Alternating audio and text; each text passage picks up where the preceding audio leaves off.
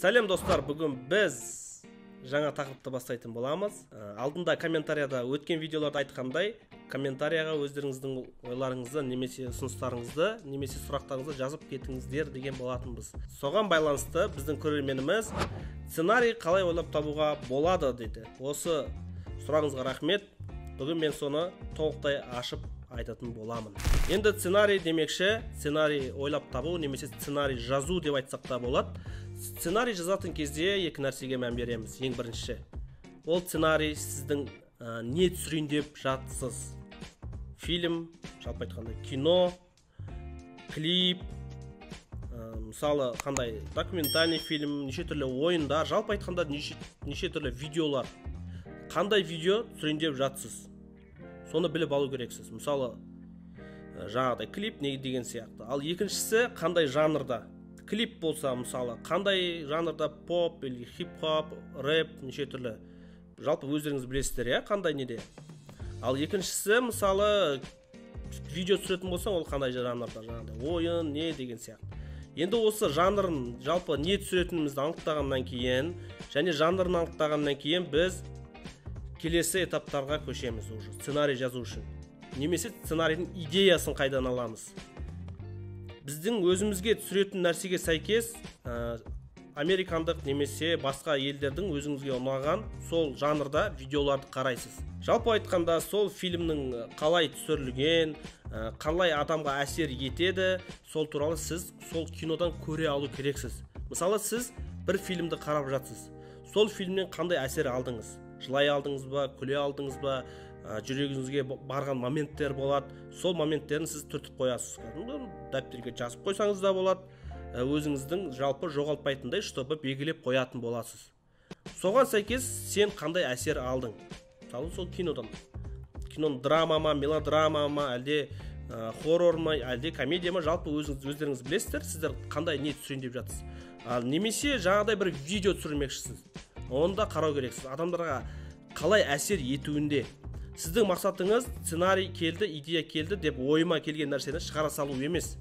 Сіздің мақсатыңыз көрерменге бір эмоцияны сыйлай білу. Мысалы, көрермен сіздің видеоңызға қарап не эмоция алғысы келеді, не эмоция алғанда оған ұнайды, жалпы айтқанда. Соны сіз білуіңіз керексіз. Мысалы, драма көрген адам жүрегін мысалы жұмсартқысы келеді деген сияқты. Комедия көрген адам жүрегіне қуаныш сыйлап, сондай бір сезімге жеткісі келеді. Соларды сіз ескере отырып, яғни сен ескере отырып, сен осыған сәйкес видео жасау керексің. Бұл сол көрерменге деген нәрсені беру. Ол қалай болады? Мысалы, мен бір кино түсірем, немесе краткометражка түсірем, немесе бір клип түсірем. Любой бір видео түсірем деп айтайыншы, толықтай айтқанда, мысалы, общий айтқанда. Бір видео түсірем, сол видеода қандай болу керек? Мысалы, маған тапсырыс береді, сіз маған бір видео түсіріп беріңіз. Немесе клип түсіріп беріңіз, немесе бір краткометражка, немесе фильм түсірем деген сияқты сізге ұсыныс келеді. Енді сізге сұрақ туады ішіңізде. Мен осы видеоны қалай жасаймын? Қайдан алам идеяны? Шетелдік видеоларды сондай жанрға сәйкес өзі әрине тапсырыс беруші айтады, маған күлкілі бір нәрсе түсіру керек, маған клип түсіру керек деп. Жалпы өзінің ойынын немесе өзінің ұсынысын айтқаннан кейін сол темада сен келесі, мысалы, ағылшын тіліндегі, Америкадағы, жалпы айтқанда шетелдік өзіңізге ұнайтын видеоларды іздеп бастайсыз. Сол жанрда, сол салада, яғни сала деп отырғаным жаңағы клип, кино деген сияқты сол жанрда. Сіздің мақсатыңыз басты көрерменге өзінің қалаған нәрсесін беру. Сол үшін де мына екі нәрсеге мән берейік. Жаңағы басында айтып кеткен, не түсіресіз және сценарий, мысалы. Жанры қандай, соған мән бересіз. Содан кейін соған екеуіне сәйкес видеоларды іздейтін боласыз. Іздегенде енді іздеп таптым, дальше не істеймін деген сұрақ туады.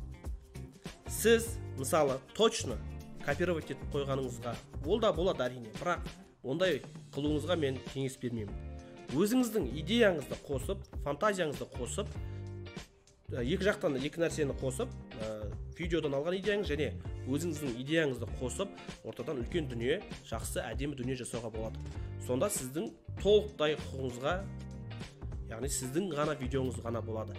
Егер сіз нөлден нөл көшіріп алып тек сол нәрсені не қылатын болсаңыз, онда ол сізге жақсылық, мысалы жақсы атаға келмейді. Себебі бұл біреуге жасап беріп отқан нәрсеңіз.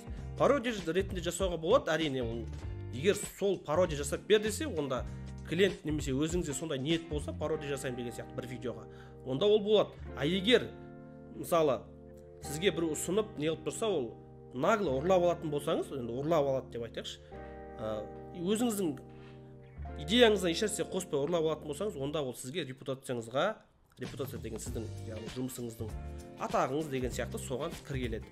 Сол үшін де сіз бір жерден идеяны аласыз, шетелдіктерден, мысалы видеодан, содан өзіңіздің идеяңызды қосасыз, араластырасыз, содан кейін жақсы дүние жасайтын боламыз. Міне бұл осы үш нәрсе болды. Бастапқы екі нәрсе, соның үшіншісін қосып өттім. Біріншісі, не түсіретініңізді білу керексіз.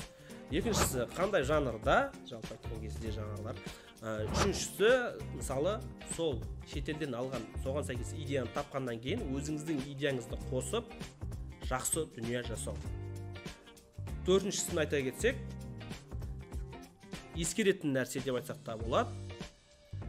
Сіздің көрермендеріңіз сізден не қалайды, соны білуіңіз керек. Драма, клип, неше түрлі, мысалы мелодрама болсын, махаббат жайында, хоррор, жалпы айтқан кезде киноның немесе видеоның жанрларына сәйкес халықтың қай салада көргісі келеді, соны сіз бере алу керексіз. Бар болғаны осы төрт-ақ нәрсе. Егер осы төрт нәрсені жақсылап, кеңірек білгілеріңіз келсе, және осы қабілеттерді біліп алып, ақшаға айналғаныңыз келсе, төменде сілтеме болады. Сілтемеге басып кіріп кетіңіздер. Бізге обратный связьға номерлеріңізді қалдырып, бізге байланысқа шықсаңыз болады. Каналға жазылыңыздар, бөлісіңіздер. Сіздермен бірге болған Асқар. Айтпақшы, айта кететін нәрсе, ұмытып бара жатыр екенмін. Төменге комментарияға қалдырып кетіңіздер, өздеріңіздің ұсыныстарыңызды, сұрақтарыңызды. Бүгін мысалы бір көрерменіміз осындай сұрақ қойды. Сценарийдің идеясын қайдан алатын боламыз? Біз сол туралы осындай кеңірек қолымыздан келгенше айтатын боламыз. Сау болыңыздар.